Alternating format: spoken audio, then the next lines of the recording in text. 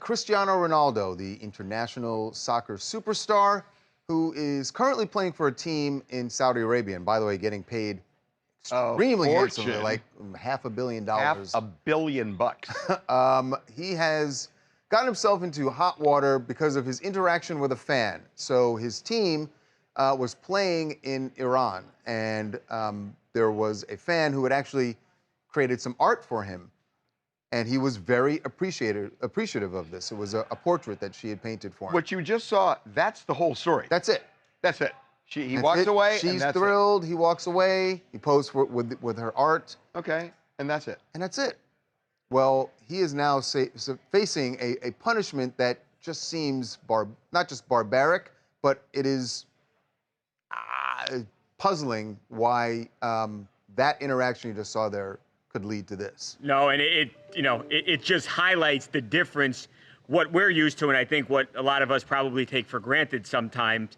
He is possibly facing a punishment of 99 lashes in Iran because, per their laws, that could be considered adultery. And obviously, Ronaldo, he's not married, but he's in a committed relationship with Georgina Rodriguez. Right, but that's not. But in our world, in America, they define adultery in a fundamentally different way. Right. This has to do much with broader sense. Yeah, and I mean, this has to do with what you just saw, and that translates in Iran to adultery that could lead to 99 lashes. I don't even know what to say.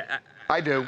I do. So, Mike, we should say he's not in Iran now, right? No. So basically, he can, if he ever goes back, Charles. what they've said is if he goes back, he will have to face this punishment. Yeah, I mean, I don't know. I mean, definitely. How could you go back if you were Ronaldo? But it does present a problem. I mean, he signed with this Al Nassr team. They are a team in Saudi Arabia. They play in the Middle East, and presumably they would have gone back to play games in Iran. Now he can't go, and they're paying him a lot of money. And what happens? And are they able to somehow smooth this over with an apology or him making amends? Although he doesn't. I mean, let's be honest. He doesn't owe anyone an apology here, but those are the laws in Iran. And if he wants to go back and play, I mean, something has to give here. I got to say, my reaction to this was, it just put in rack focus what, I've been really depressed about what's going on in not just in Israel, but in the United States. The reality. It's just, and not even beyond that. It's just for the last 5, 6, 7 years, this country is so divisive, so divided. There are so much prejudice in this country that goes every which way, and it's been so depressing.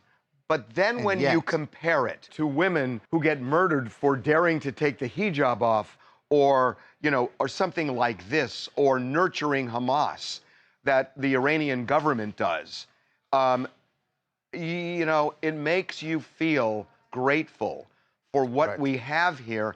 And I wish it would make people feel a resolve to maintain it.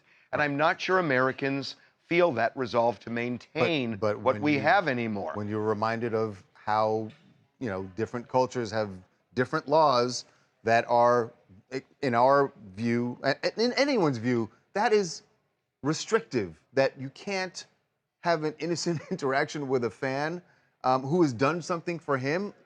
And that's what the Iranian government has done. Those are, So Cristiano, stay out of Iran. Hey, it's Pez in Nashville, Tennessee. I think the whole thing is utterly ridiculous by our standards here in the West. However, he went to a fundamentalist country, and he should have known that you can't touch women in those countries without there being a consequence. I mean, that's part of working there. I think he should have known better. That may be the case. Yeah, I mean, but I also see him getting caught up in a moment that someone had done something really sweet for him, and so in his mind he just.